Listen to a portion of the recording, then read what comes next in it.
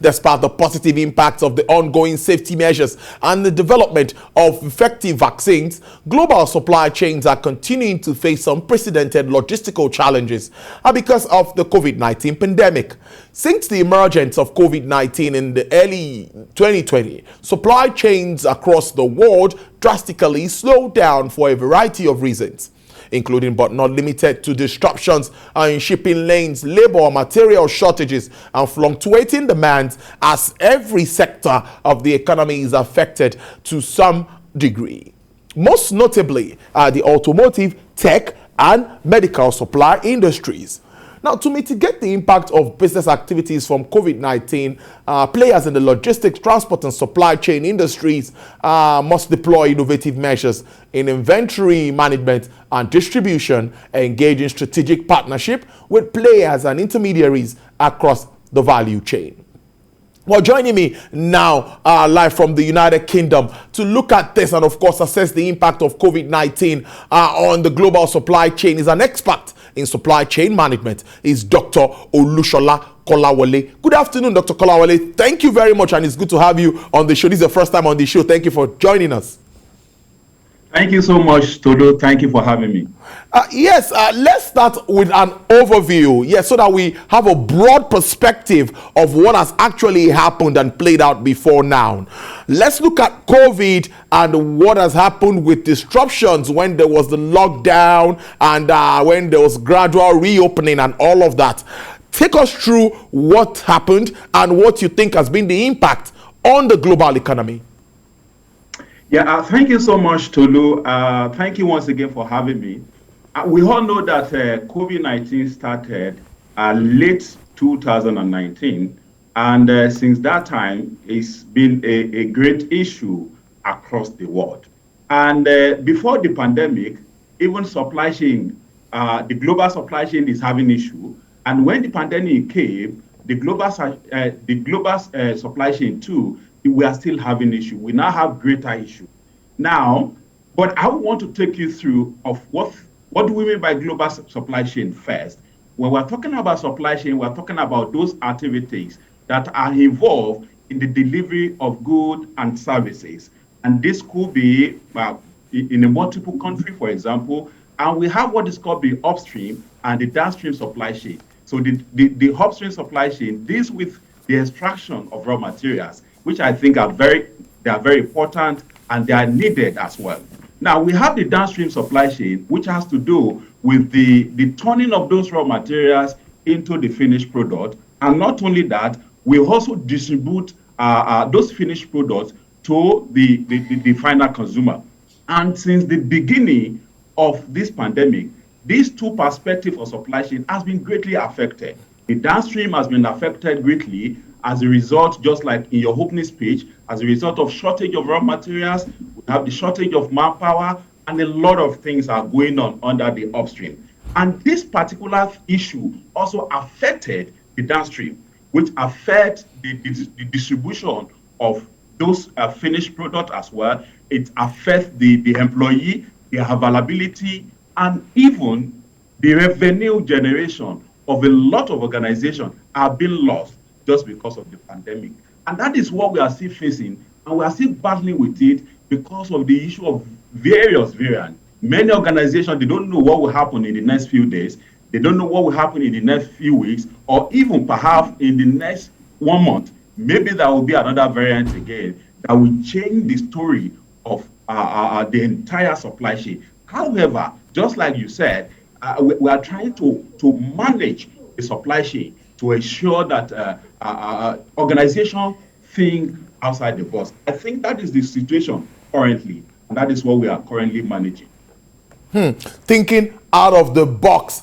Also looking at issues around border controls, mobility restriction, which we've mentioned.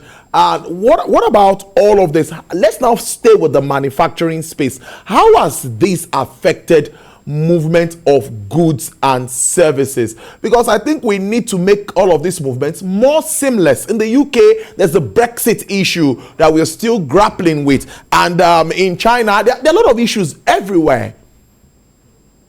Yeah, thank you so much again, Tolu Lokwe, for that. we've been having a lot of restriction in the last 2 years. If you could remember, late December, the United Kingdom placed Nigeria on red list, and that affected a lot of businesses, including the airline, whereby a lot of cancellation were made and fees were refunded, and which became a loss to those industry. And that is what we are facing at this moment. And not only that, a lot of policies are coming up from different countries of the world. Governments are coming up with policy on restriction. Even in the UK, you can imagine that in the last few days, we were told that almost 85 people were calling for sick because they were in isolation, they were either in quarantine, and this is affecting the manufacturing industry. So those who are meant to be in the processing unit, they were not there, and which also have a negative effect on the distribution, just like I've mentioned before. When people are not available to work, what do you think will happen? Definitely, there will not be enough product that will be distributed to the final consumer. And these are some of those things that are coming up. And there are a lot of discussion going on that, especially with WHO, that country of the world should take things slowly. The COVID-19 has come to stay, whether we like it or not. However, we should look for a way, we should look for policy that will definitely accommodate everybody around the world, that will accommodate the movement of goods and services, possibly the movement of manpower from one country to another, so that this effect will be reduced on the supply chain. I think these are the things that is going on at the global level. At country of the world, the government, different presidents are discussing to see how they can come up with policy that we enable a country of the world to move around without any issue, so that the effect of this COVID-19 will be reduced on supply chain, on manpower, on distribution of goods and services. I agree with you, because we also have this issue of global truck driver shortages, which has continued to affect this supply chain. But I like to, I'm a Nigerian, and I like to stay a little bit with my country. When we're talking about manufacturing, movement of raw materials, it pricks me and makes me think that this issue of backward integration comes into my mind again. But do you think that we have gotten to that point where we'll start to depend less on most of our raw materials gotten from abroad? I can give an example. Even bread, we hear that our flour is not the kind of flour we can use, that we have to import flours because of the taste of the kind of bread. So when do you think we'll get to that point? It's worrisome. Yes, thank you so much, Tolulope. I could remember I carried out a research recently using Nigeria as a case study, and as I conducted an interview, and I was asking this manufacturing industry. I work with the Manufacturing Organization of Nigeria. I work with that member, and it will surprise you to know that even tomato raw materials were imported. They were exported from abroad to Nigeria, just because we don't have enough raw materials in Nigeria. And I could remember we came to a conclusion that there is a need for some of this manufacturing industry to go back to backward integration. They too, they need to be involved in the production of some of this raw material that we're talking about. And as a result of that, we've got so many manufacturing industry that are also involved. They are involving in farming. Not only that, they have a strategic partnership with some of the farmers, either in the north, in the south, in the west, in order to make sure that we have what is called the in-source of raw materials within the country. And I think that should be the way that organizations, the manufacturing industry, the businesses, they should be looking into sourcing their raw material within their country. And for example, China is one of those people that we depend on in getting the raw materials. And when this pandemic started, they decided to make sure they preserve their raw materials. They don't want to give it out to other countries. And because of that, we've got a lot of trouble across the world because they were unable to release the raw materials. And because of this, organizations, like I've mentioned before, businesses, manufacturing industry, are thinking about how can they develop strategic partnership with other competitors to see if there will be a way they can as well have an in-source procurement of some of these raw materials. And I think, just like what I said before, that organizations need to think outside the box. So that is one of the steps that they can do to make sure that they have enough raw materials to produce their finished product. And if they can do this, then we will have enough finished product that will as well go for all the consumer without shortage. I think that should be the way to look for. And not only that, that's what is called continuous improvement. So organizations also need to look at their supply chain aspect. They need to improve it at all times. They need to look at some of those things, the linkages that are there, and make sure that these are reduced. I've mentioned about strategic partnership. I also want to talk about collaboration, whereby that organization also needs to work with partners across their businesses, even outside their businesses, to make sure that they have enough raw materials in order to mitigate the shortage of finished product. I think that should be the way that organizations should be thinking because of this current pandemic. Great stuff there from you, Dr. Colley. Now let's move on because it's getting really interesting. I'm now looking at the fact that we've even seen tech companies, the likes of Apple and all of that, complaining about how this disruption has affected them. Auto companies are also complaining about this because of movement and all of that. Don't you see this affecting bottom line at the end of the day? And once that happens, it will definitely affect profit, and they won't be able to pay enough tax to government. There will be a ripple effect one way or the other, and some are saying that this will continue to get worse before it gets better. Yeah, thank you so much to Lope. Let me just take you back to one of the effects of this COVID-19. In the middle of year 2020, we noticed that the GDP, the overall GDP in Nigeria, for example, was reduced by 8.79%. And that is one of the impact of this, because there was loss of revenue, just like I've mentioned. Because once you are unable to have raw materials to produce, where are you going to have those goods to sell to your final consumer? And how are you going to make money? You can only make money when those products are available, and that the purchasing power is also there for the consumer to buy those things. But if they are not available, how are you going to generate revenue? So it is not possible for revenue to be generated. And because of this, there's a lot of loss of revenue for organizations and businesses.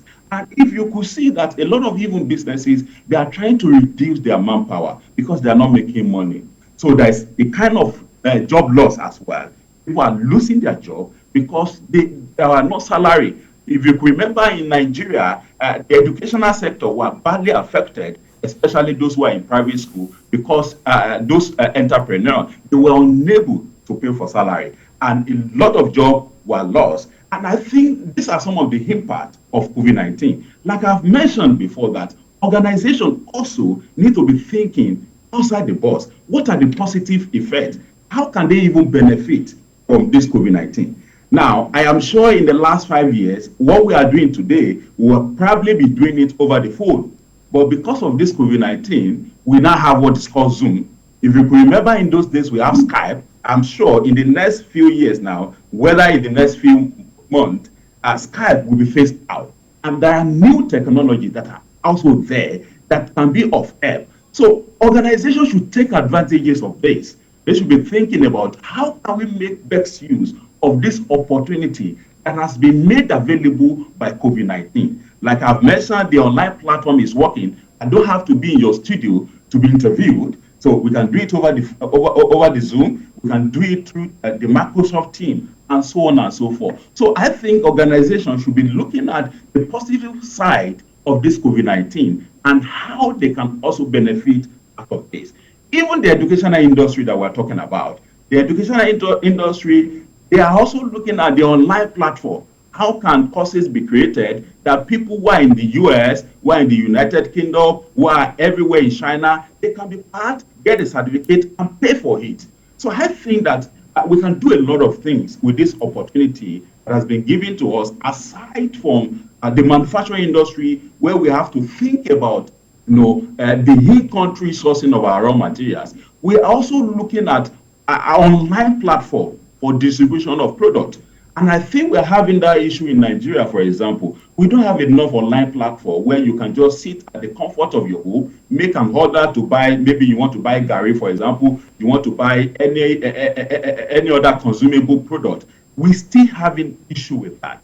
And I think the manufacturing industry should be looking towards that way in order to remain sustainable in their business. So they should be looking at how we can distribute our product online without having a physical store. We've got a lot of organizations that they don't have physical store, but they just have online, and this will be delivered. Example is Amazon, which we all know. So I think organizations should be thinking about that in order for them to remain in business, in order for them to improve their revenue, in order to also mitigate the impact of this COVID-19. Now, before I let you go, Doc, since we've identified all of these issues, yes, we've also tried to profile some solutions now, thanks to the rollout of COVID-19 vaccines, and we believe that this will continue to be it. Maybe people will continue to, have more of the vaccines. And but what is your projection for the sector in its entirety, talking about supply chain and all of that? Do you see, what kind of recovery do you see moving on, despite the Omicron and even some new variants popping up all around the world? Yeah, thank you. I think we are doing well. If you look at the statistics of year 2021, we noticed that the GDP has even grown by 4.7%, which I think we are doing well. And I think we are going to do better again this year. Like I've mentioned, governments are now coming with policies that can accommodate all these restrictions, the national lockdown, so that this impact will not be that too much. So I think in the year 2022, we should see more opportunity, more growth in our GDP, more growth in the revenue generation by organization, even more job opportunity will also be provided. I think in the year 2021, before 2022 rather, before April, I think that will be an improvement because we've accepted the fact that COVID-19 is within us and we need to live with it. But however, we need to adjust our activities. And I think that is what a lot of organizations are doing. A lot of people are saying that